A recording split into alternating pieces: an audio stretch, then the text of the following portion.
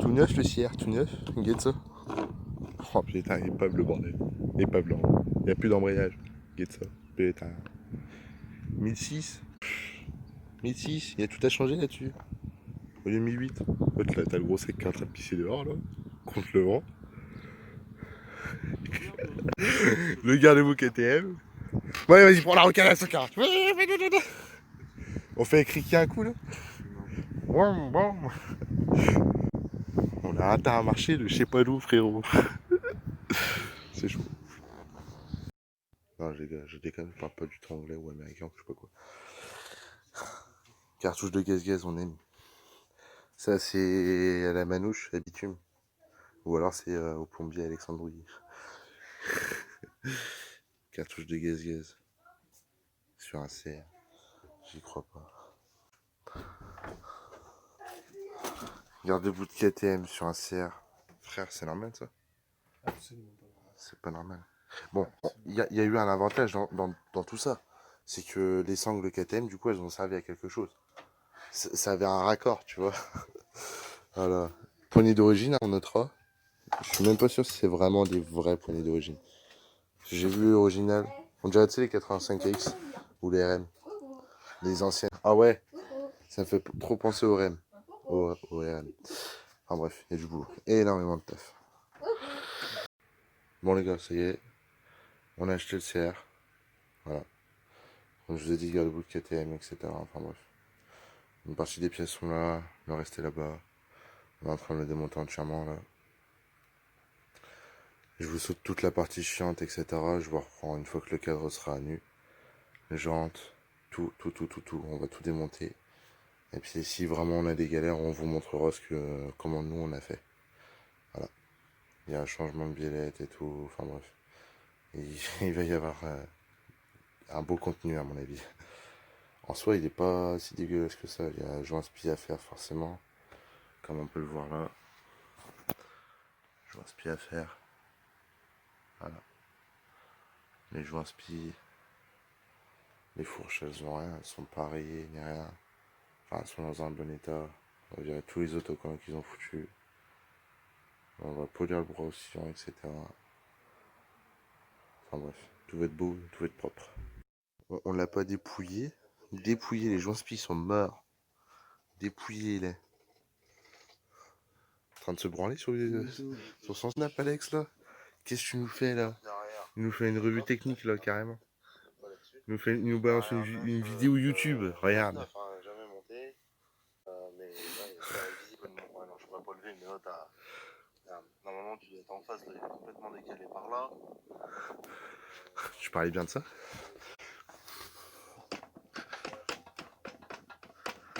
25 CR dépouillé. Bilan. Bilan. On fait un petit bilan ou pas? Est-ce qu'on leur montre le bilan? On leur montre le bilan. Alors, le cadre. Réparé à quoi? À Mastic. Mastic Pro, hein. Attention. Mastic Pro. Non. C'est de l'époxy, gros. C'est de l'époxy. Voilà. C'est à l'époxy. Enfin bref. Dans un sale état. Tout était plein de merde et tout. On a passé au Karcher et tout avant, mais tout plein de merde et tout. Boucle arrière, ça va l'arrière. Boucle arrière. Attends, faut qu'on monte le meilleur. Quand on l'a démonté, voilà ce qu'on trouve. Regardez. Voilà. Gros, c'est du Yam. C'est du Yam sur Honda. Je fais la petite mise au point si ça marche. Voilà, Yamaha. Voilà, sur du Honda. Voilà, ça c'est une insulte pour moi. C'est une trop grosse insulte. Enfin bref. Du jeu aux billettes. Comme t'as jamais vu des joints spi qui fuient à la zeub. Laisse tomber. Mais j'ai jamais vu ça de ma vie. Jamais.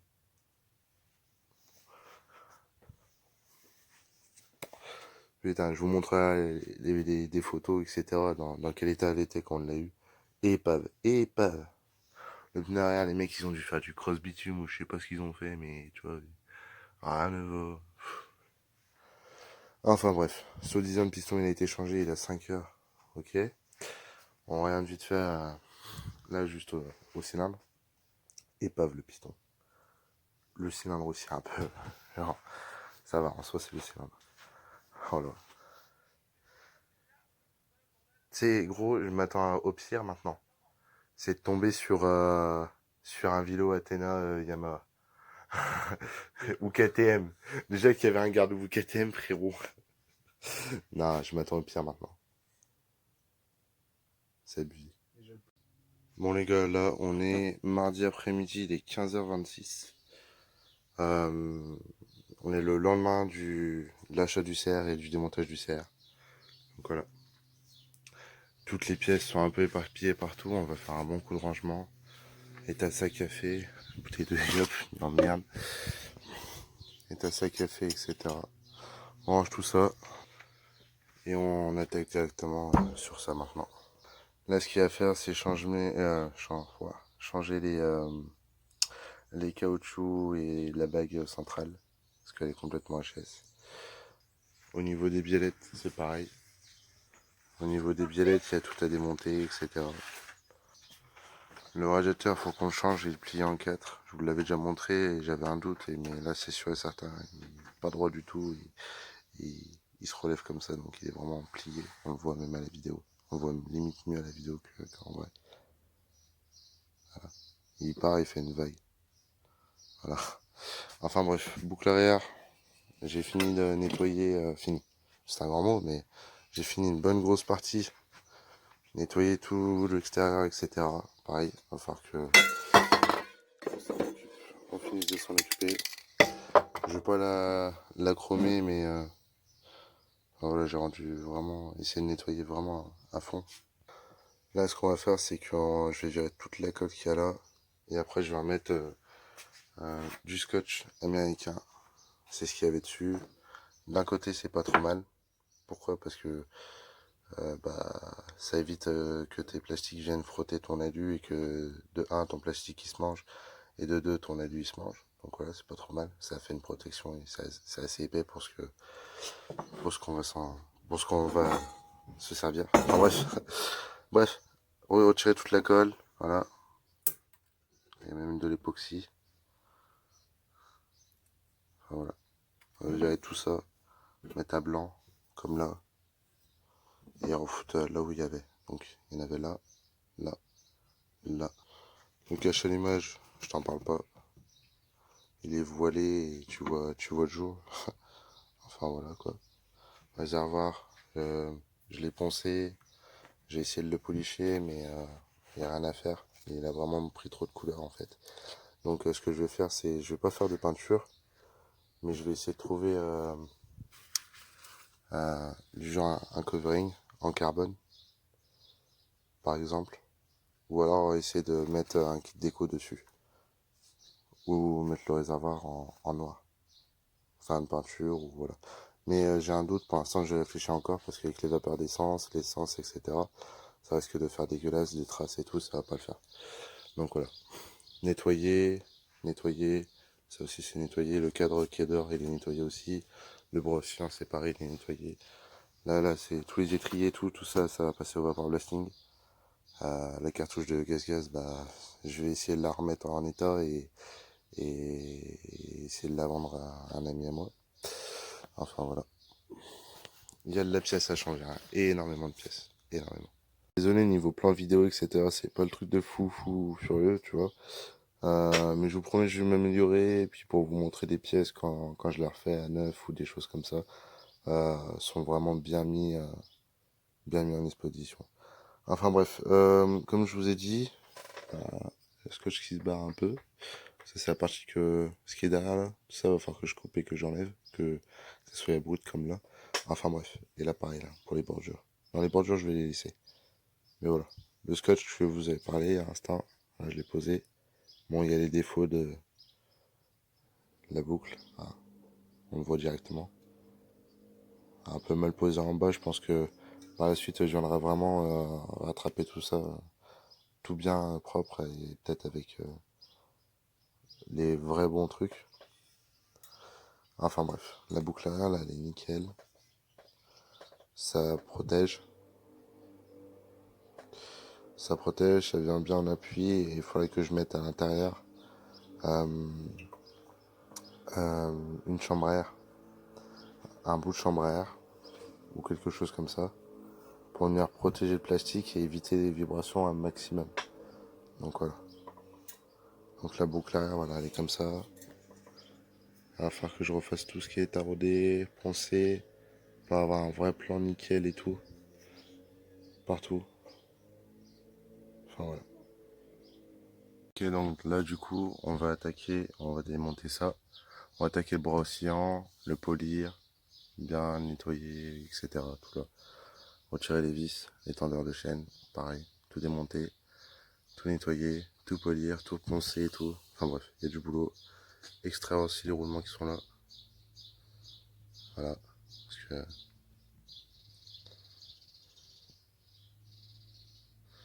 Enfin voilà, ils sont soudés entre eux. Voilà, ça c'est la cage à aiguille qu'il y a dans le bras oscillant. Voilà. Et je te montre pas l'état. Encore là, cet état-là, il est correct. Je vais essayer de vous prendre une petite lampe pour que vous voyez. Je vais voir. Je vais essayer d'en trouver une.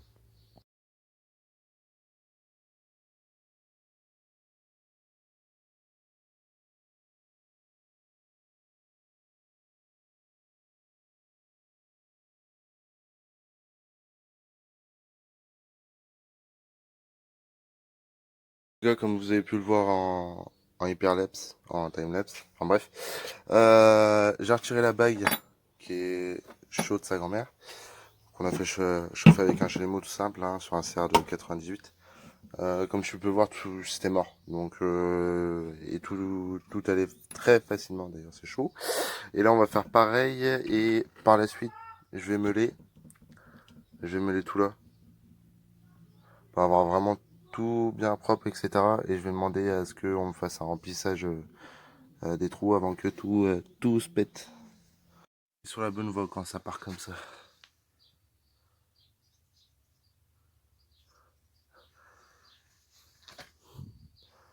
Un défaut là, une griffure trop profonde. Là, tu vois les petits défauts là. Mais bon, c'est jamais que ça. Ou ça encore. Voilà quoi, ou ça. Ou ça. Je suis posé tranquille, je tourne légèrement la tête. Qu'est-ce que je vois? Un garde-boue KTM. Je l'ai vu direct. J'ai envie de le prendre et de... Mais c'était mort. Les gars, j'ai commencé à poncer le cadre. J'ai commencé à le polir d'un côté aussi. Ouais, du coup, j'ai commencé un peu à poncer le cadre. Excuse-moi. Euh, Comme il est par terre, on se rend pas bien compte, mais en vrai, il brille vraiment. Et puis ici, j'ai pas fini. J'ai passé partout de la toile Emery. C'est même pas de la toile Emery, c'est comment vous dire ça? Bah, en gros, c'est ce qu'on utilise en carrosserie ou des choses comme ça. Et pour polir, etc., quand vous avez des cadres en alu qui sont pas marqués, qui sont nickel, bah ça, vous rattrapez ça, vous mettez un coup de belle-gomme et vous y allez bien jusqu'à ce que le belle-gomme chrome ou alu, enfin, belle-gomme chrome ou alu, oui, noircisse. Et après, vous avez juste à y suivre. De toute façon, je vous montrerai sur tout le reste du cadre. Pour ce qui s'agit du brossillon, on l'a nettoyé, on l'a pas, je l'ai pas encore poncé ni poli. Donc là, on a à brut, dégueulasse. Et j'ai sorti des roulements. Donc ici, ils sont nickel. Un peu de rouille, mais je viendrai à poncer ou pareil avec ce que je viens de vous montrer. Et ici, eh ben, ça a été un sacré carnage parce que, comme tu peux le voir, si tu y arrives bien, enfin bref, c'est rouillé à mort, à la mort. C'était collé, la bague était collée. De toute façon, vous avez pu le voir. J'ai dû mettre au moins une demi-heure, une heure à sortir ce côté-là.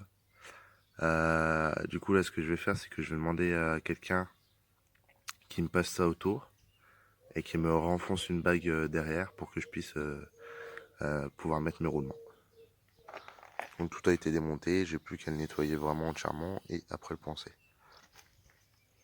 Voilà, je me dépêche un peu parce que là il fait un temps pourri.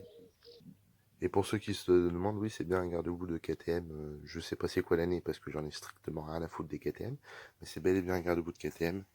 Le réservoir je l'ai poncé et passé à la policheuse. Donc voilà, on est revenu sur du blanc, sauf au niveau du bouchon de réservoir, mais ça c'est pas vraiment un problème. Et on se rend bien compte quand même à l'ombre. Voilà. J'ai pas fait partout parce que je trouvais que ça servait à rien. Et puis de toute façon le réservoir à la fin il va passer au vapor blasting. Euh, Comme je vous ai dit, je vais changer les radiateurs. Le moteur qui est là, on va le désosser, le nettoyer à fond, etc. Changer le carter parce qu'ici il est cassé. Et il est cassé. Toute cette partie-là est cassée. Le système d'embrayage marche encore, mais bon, quand on met le cache, on voit directement l'allumage et l'allumage qui a commencé un peu à prendre la route. Donc pareil, ça, je passerai tout au vapor blasting. Même si en soi, l'allumage, il est neuf, c'est juste la cloche.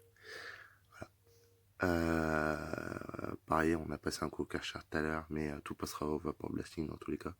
Après, il y aura boîte à clapet, pipe d'admission et tout. Enfin, tout va être changé, kit visserie et tout va être remis à neuf. Le pignon, c'est pareil. Le pignon, il fait la gueule. Tu peux le voir. Il fait la gueule. Il part comme ça. Et du coup, là, je m'en rebascule sur le cadre. Vous n'aurez pas la suite aujourd'hui, parce que là, c'est la fin de la vidéo, du coup. Euh, je vous invite à faire rien du tout. Juste suivez la chaîne et l'actualité, parce que ça arrive vraiment, vraiment très vite. On est sur une deuxième restauration d'un CR de 1998. Numéro de série, etc. qui est de l'autre côté. Voilà. Je vais te mettre le cadre pour que tu puisses voir un peu près dans quel état il est à l'heure actuelle. Il y a un caillou qui se trimballe là-dedans. Voilà. Donc je me suis amusé là toute l'après-midi à aller dans chaque recoin, etc.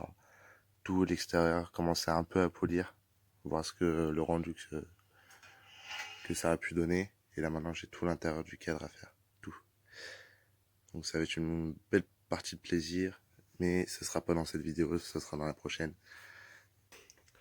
Et du coup, les trucs de brossillon que je vous ai montré, voilà, c'est là. Et celui que j'ai cassé, c'est celui-là, c'est l'autre. Et l'autre, bah, je l'ai déjà foutu à la poubelle. Même pas eu le temps de le montrer. Enfin bref, explosé et tout, une vraie galère, ça a été. T'habites tout dégueulasse. Enfin bref, on va amener l'amortisseur, etc. Mais tout ça, ça sera dans une prochaine vidéo. Fin de semaine prochaine ou une connerie comme ça, parce que là, on est le mardi 16 juin. Donc ouais, fin de semaine prochaine, normalement, j'aurai toutes les pièces. Roulement de brossillon, etc. Et puis voilà.